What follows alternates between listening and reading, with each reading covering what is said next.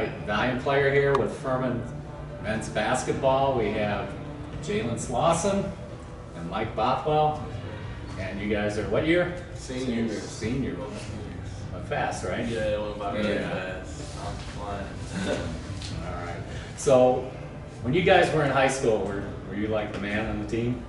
Well, I went to a very small high school, so I'm from Cleveland, Ohio. So yeah, I went to like the smallest division school, so it was K through 12. So walking through the halls, all the little kids would always come up to me and like say, "Oh my gosh, that's Michael," all this and that.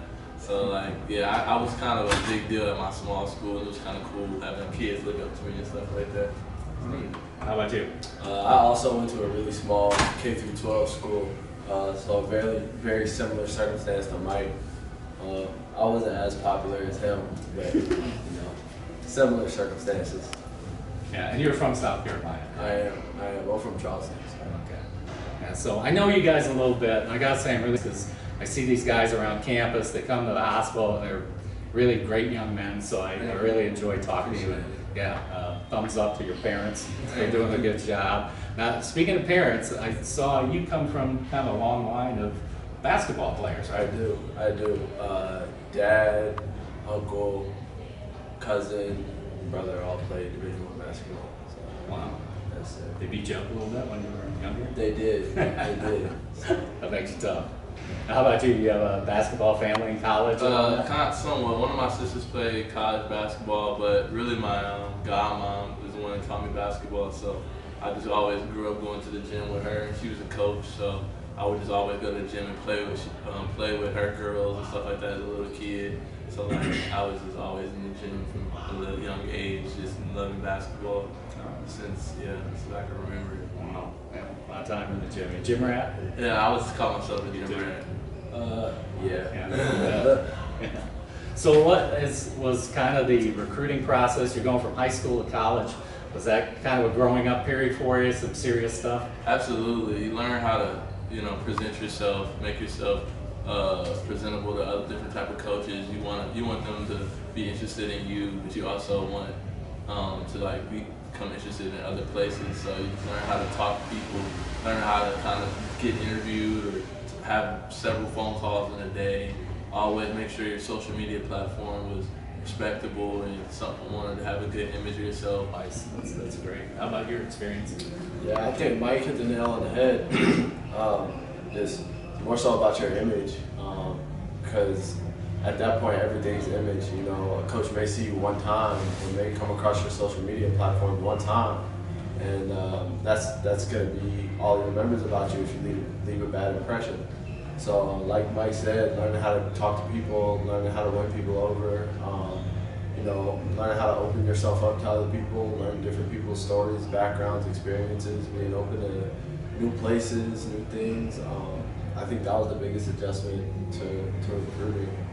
Parents were giving you some good advice along the way. Yeah, that's really a big part of it. Just listening to your parents for sure, because they're gonna have your best interest in your heart, and they've heard things in life, and they know how certain things go. Especially like Slaw's parents have been a part of the process, several times. My godmom was a part of the process, so a lot of it's just listening and believing in what they say, and just trying to keep a level head, and also just having good people in your corner that you can trust. I was blessed to have good mentors in high school that kind of like guided me in the right way.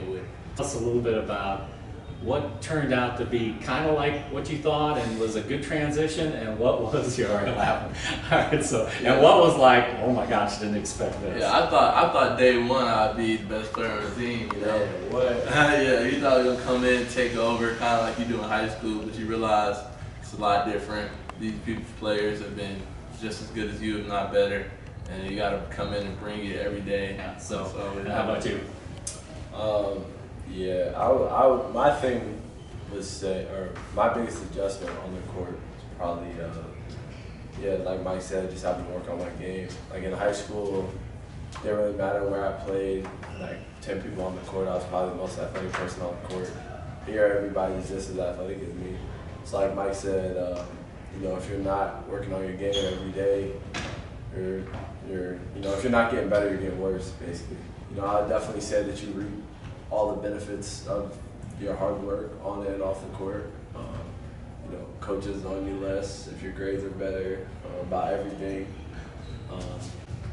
But yeah, schoolwork's hard, but get it done, especially in a place like this. You can start out one way, you think it's going to be easy sometimes, but class is another thing like basketball. And that's one thing I like about basketball. It relates to life. Like, you have to put in extra work, you have to bring your best every day, you have to be disciplined and learn practices and stuff like that and learn how to study. So that's why what I get from class, and it kind of translates to basketball, and then what I do in the basketball court translates to the classroom. Yeah, it's a bigger challenge. It's the next step up. For sure. Yeah. So let's talk a little bit about Valiant Player and coming up to the hospital. What's your thoughts on the experience, and what do you take away from going up to the hospital and seeing the kids? Well, every time I go see the kids, it's always just a humbling experience because it just puts a smile on your face seeing kids go through some hard times at a point in time, but you kind of get joy from them or encourage from them because they're still excited to see you. They're still excited to talk about their life, and they still have hope for their future, and they still have love in their heart for you and stuff like that. So it's always a double effect, I think. So it's always just good to give back, and always good to receive that joy and see those smiles and stuff like that. That's one of my favorite things to do, just make people smile. But whenever I go there, they always make me smile. So it's kind of Yeah, you guys always say, when I see you around, you always look upbeat. You guys are, I know things get tough sometimes. How about your experience when you've done the hospital? Oh man, I think Mike hit the nail on the head. You know, I think everything in life is about perspective. And you know, stuff can get hard here. Got a lot of schoolwork, practice, weights. But man, some of the kids in the hospital have so much going on, and they're always smiling. You know, any chance I get, I would go and gladly go again and take a teammate. Just because it really is life-changing and heart-changing. It's time to play Know Your Roommate. So, all right, raise the flag if the answer is you. Who's the neatest? All right, that was clear cut. Who stays up the latest? All right. Who studies the most?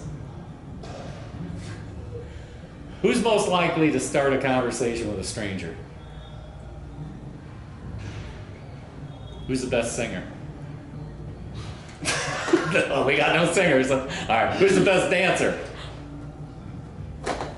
Oh, you don't have it, huh? All right. Mike Bothwell, I know you didn't hold your flag. I definitely did. The better dancer? No, did I ask dancer or singer? I thought I asked singer. I said both. Oh, okay. All right. All right. And who's most likely to want to stay in for the night? You? You're a little more homebody? Okay. All right. All right. We got a pretty good idea. Thanks for playing. Thanks.